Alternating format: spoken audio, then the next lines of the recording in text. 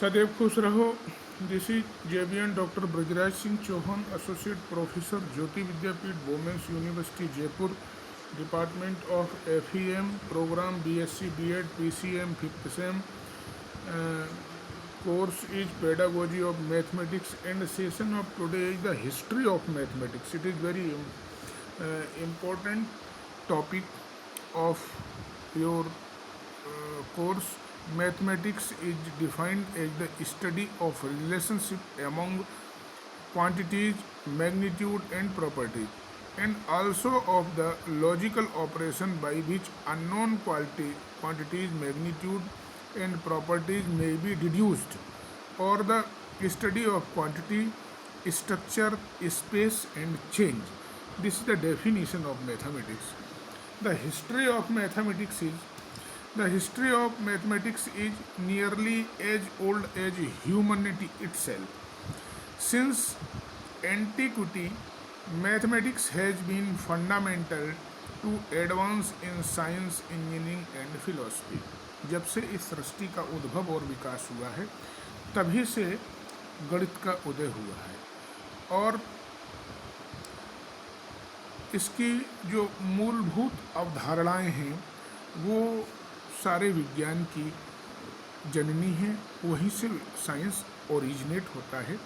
It has evolve from simple counting, measurement and calculation and the systematic study of the shape and motion of physical object through the application of abstraction, imagination and logic to the broad, complex and the often abstract discipline we know today. From the nosed bones of the early men to the mathematical advances brought about the settled agriculture in Mesopotamia and Egypt, and the revolutionary development of the ancient Greek and its Hellenistic empire, the story of mathematics is a long and impressive one. The East carried on the baton, particularly China, India, and the medieval Islamic empire, before the focus of mathematical innovation moved back to Europe in the late Middle Ages and the Renaissance. Then a whole new series of revolutionary development occurred in 17th century and 18th century Europe, setting the stage of increasing complexity and abstraction of 19th century. कहने का आशय है, यहाँ पर जो इस slide में बताया गया है कि मैथमेटिक्स में काम कहाँ कहाँ हुआ है. Mesopotamia, Egypt, ancient Greek, Islamic empire, China, और थोड़ा सा नाम इंडिया का भी दिया गया है. मैथमेटिक्स में ज़्यादातर काम जो एंशियंट काल में हुआ है वो इंडिया में ही हुआ है. ये यहाँ पर जो यूरोप में जो भी मैथमेटिक्स पर काम हुआ है वो 17th सेंचुरी और 18th सेंचुरी में हुआ है. वो भी जब हम उन लोगों को इंडियन वैदिक मैथमेटिक्स और इंडियन रिसर्च पेपर और इंडियन वेद उनको प्राप्त हो गए हैं, उसके बाद उन्होंने मैथमेटिक्स में इंडियन मैथमेटिक्स से अपना काम आगे बढ़ाया है. प्री हिस्टोरिक मैथमेटिक्स, पूर्व आदिकाल में mathematics, the origin of mathematical thoughts lie in the concept of number, magnitude and from modern studies of animal cognition have shown that these concepts are not unique to human. Such concepts would have been part of everyday life in hunter-gatherer societies.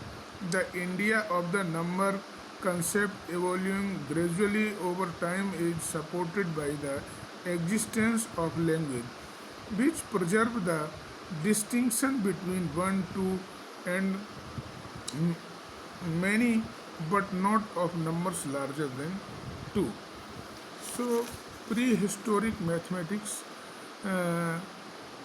ancestor would have had a general sensibility about amount and would have in instinctively known the difference between, say, one and two antelopes, but the intellectual leap from the concrete idea of two things to be invention of a symbol or word for a abstract idea of two took many ages to come about. Even today, there are isolated hunter-gatherer tribes in Amazonia which only have words for one, two, and many, and others which only have word for numbers up to five, and absence of the settled agriculture and trade, there is little need for the formal system of the number.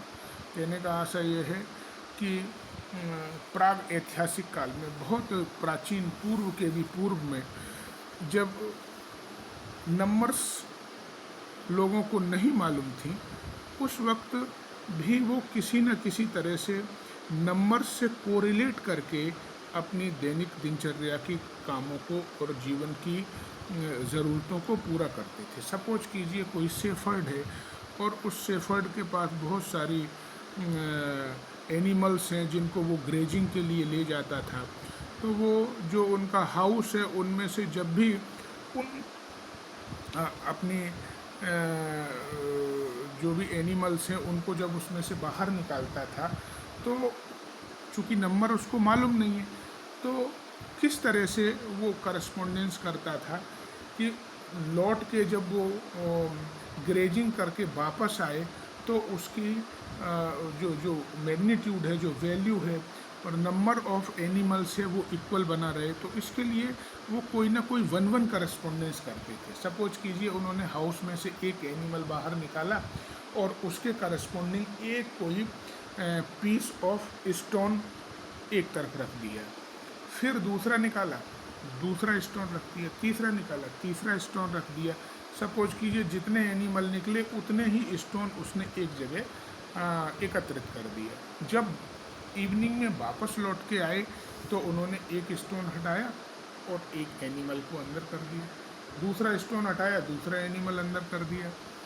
इस तरह से suppose कीजिए एक कोई stone उसके हाथ में remaining शेष रह गया। इसका आशा ये है कि एक उसका एनिमल वहीं कहीं वन में या जंगल में छूट गया है, तो फिर उसको वो सर्च करते थे। इस तरह से वन वन करस्पॉन्डेंस करके नंबर ईजाद नहीं हुए थे, तब भी किसी न किसी तरह से नंबर का वो यूज करते थे। तो इस तरह से मैथमेटिक्स प्राग ऐतिहासिक काल में वो यूज किया करते थे। 16वीं सेंचुरी मैथमेटिक्स। अब ये मॉडर्न मैथमेटिक्स 16वीं शताब्दी से जब इसका उपयोग जब होना शुरू हुआ, the cultural, intellectual and artistic movement of the renaissance which saw a resurgence of the learning based on classical sources began in Italy around the 14th century। ये उस समय की बात है जब औद्योगिक क्रांति हुई थी। The gradually spread across most of Europe over the next 2 centuries। Science and art were still very much interconnected, and the intermingled at this time, the exemplified by the work of artists, scientists such as Leonardo da Vinci, and it is no surprise that just as in art, revolutionary work in the field of the philosophy of science was soon taking place। उस समय औद्योगिक क्रांति के समय philosophers ने इस गणित के नियमों, सिद्धांतों के स्थापन में बहुत काम किया था। और उसके बाद 17वीं शताब्दी में जब ये फॉर्मेट, पास्कल वगैरह इन लोगों के काम जब यहाँ पे हुए, in the wake up of the renaissance and 17th century saw an in unprecedented explosion of the mathematical and scientific ideas across Europe, the period sometimes called the Age of the Reason.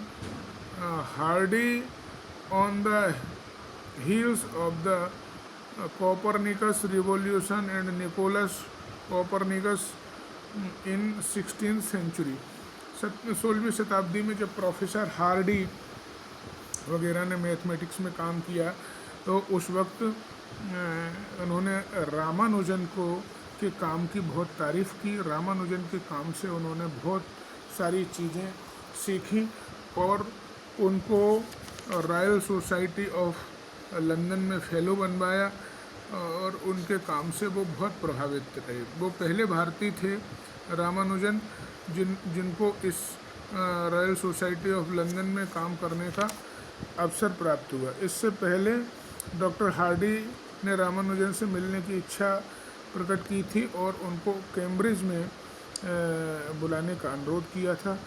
Bharat आने पर professor Nobel ने रामानुजन से भेंट की थी।